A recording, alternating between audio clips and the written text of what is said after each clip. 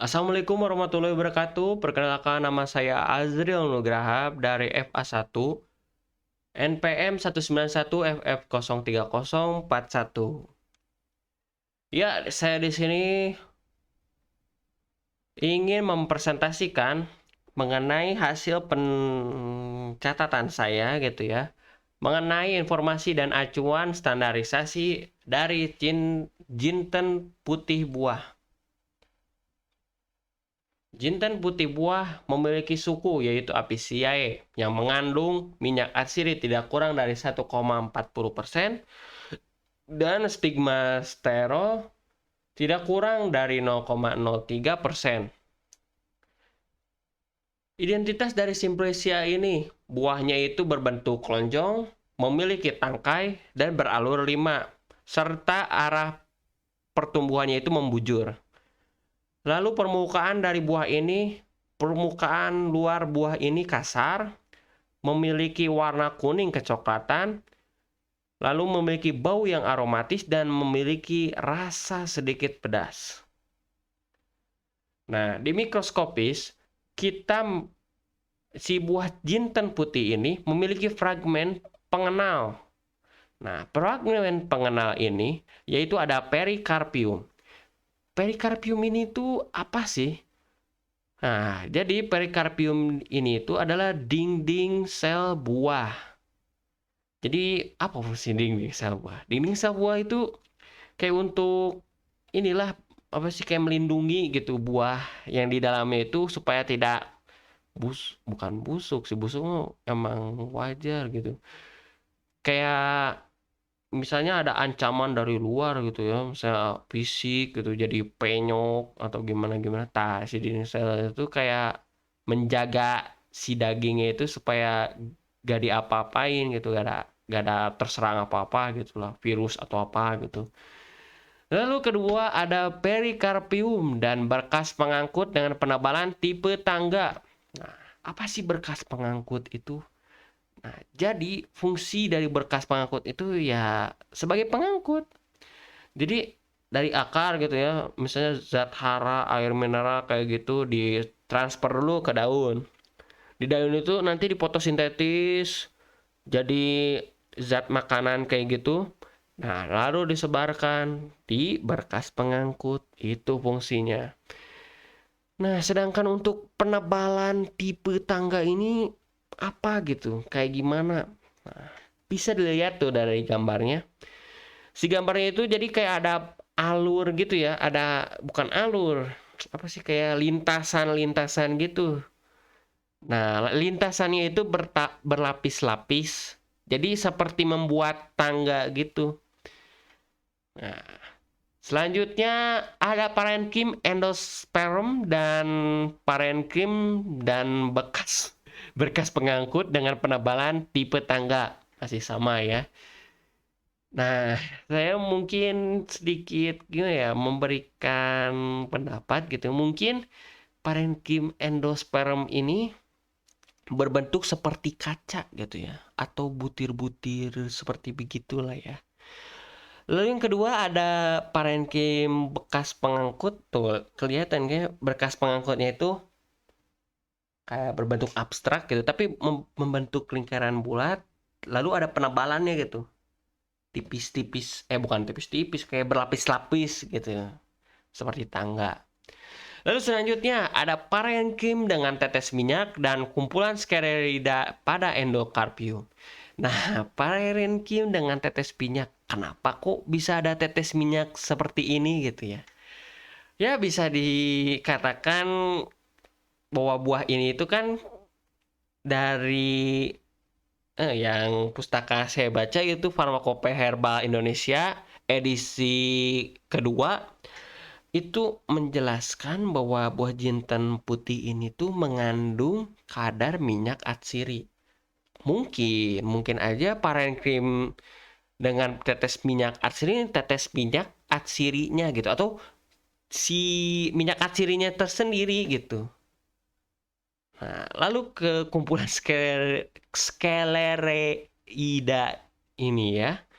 Sclereida ini tuh adalah dinding sel yang sudah mati gitu. Jadi kayak berkumpul gitu ya kalau dilihat-lihat tuh kayak berkumpul di suatu tempat lah ya pada endokarpiumnya.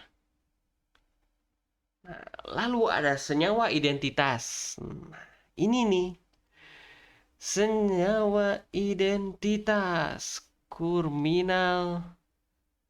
kumindaldehid. Apa sih kumindaldehid itu? Bentar, kita lihat dulu dari strukturnya gitu ya.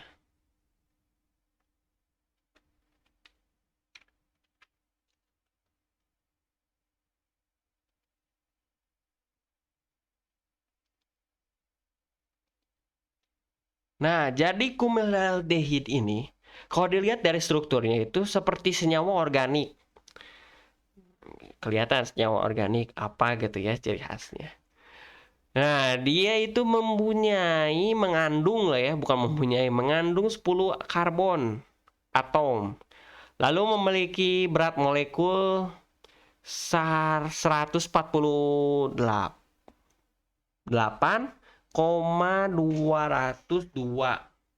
seperti begitu ya yang terdapat di senyawa kimia yang terdapat di buah jinten putih ini.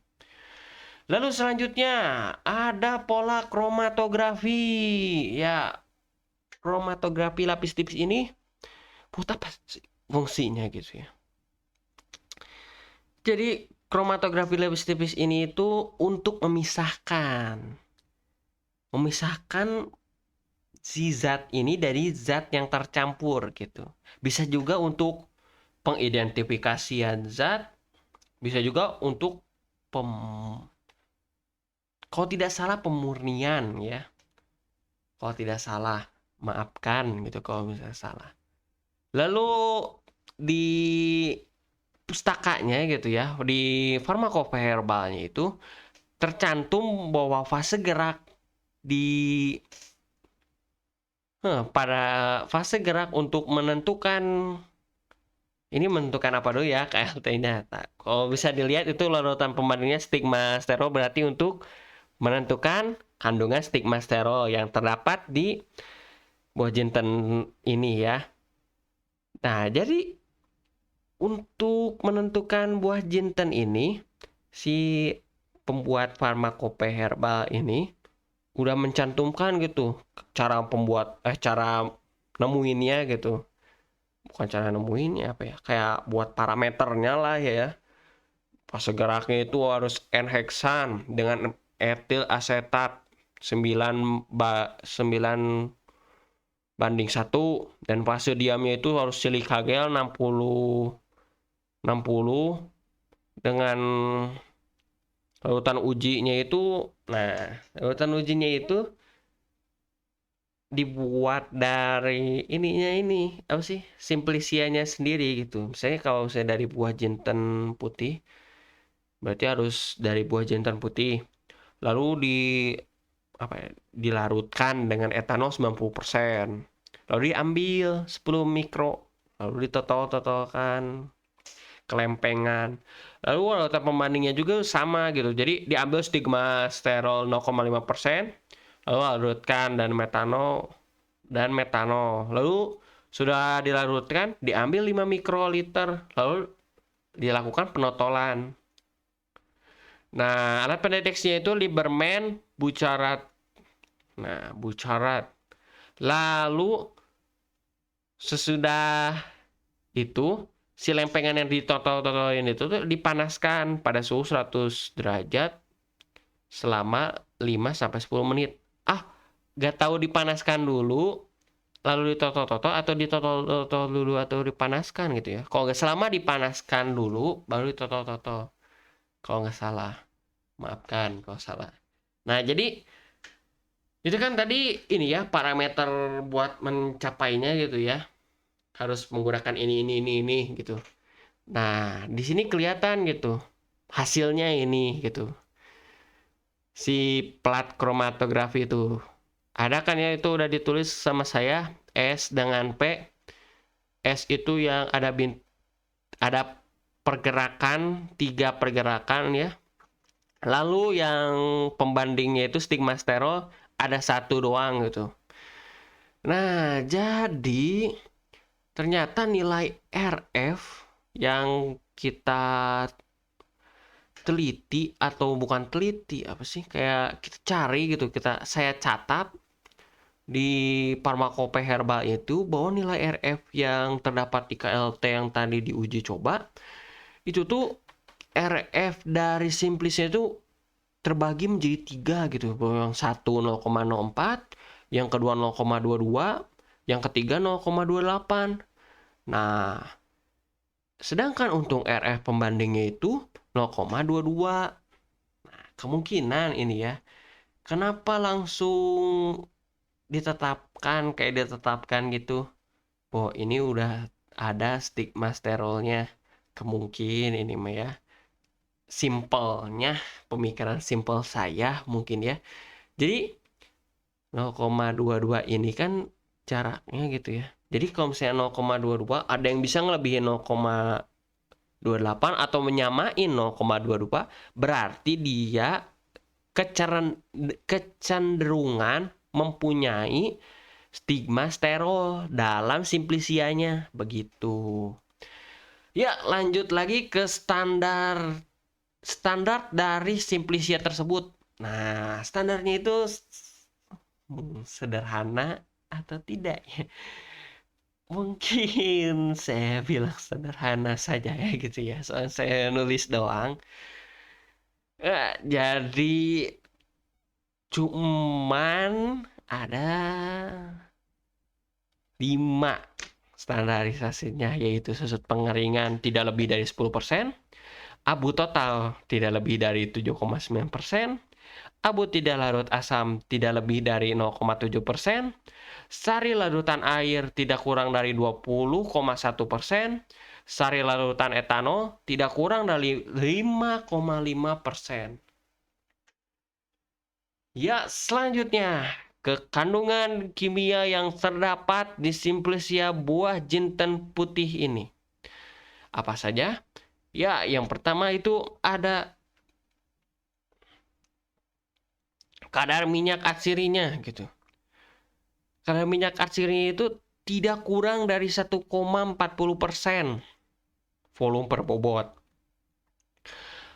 Lalu ada kadar stigmasterol yang tidak kurang dari 0,03% volume per bobot. Nah, bagaimana sih kok bisa tahu 1,40, 0,03? Nah, karena dilakukan penetapan kadarnya tuh lihat ada di bawah. Ini kan saya ambil langsung dari Pharmacope Herbal Indonesia yang edisi kedua. Jadi kalau dari Pharmacope-nya itu udah ditetapkan langsung sesuai dengan ini aturannya lah gitu ya. Aturan penetapan kadar seperti biasanya atau labilnya lah. Lalu kadar stigmasterol tuh pada labilnya dengan cara KLT densitometri seperti yang tertera pada kromatografi tuh. Begitu. Ya, mungkin segitu saja yang bisa saya sampaikan. Mohon maaf apabila ada kesalahan, tutur kata yang tidak sopan, dan kesotoyan saya gitu ya. Maaf banget ini mah. Namanya juga, bukan namanya juga sih. Iya sih namanya juga belajar. Maafin sekali gitu ya. Mohon maaf apabila ada kesalahan. Assalamualaikum warahmatullahi wabarakatuh. Sekian presentasi saya. Wassalamualaikum warahmatullahi wabarakatuh.